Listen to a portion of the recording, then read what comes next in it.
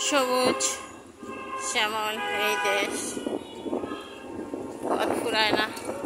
আজকে শরীরটা এমনিতেই ভালো না, প্রতিদিন হেঁটে হেঁটে যেতে আর ভালো লাগে না।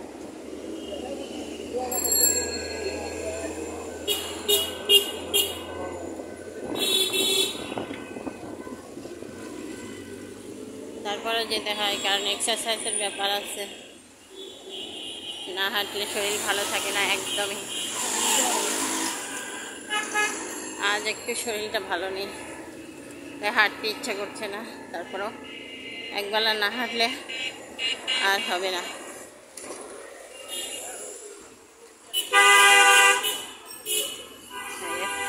পথ আর ফুরায় না।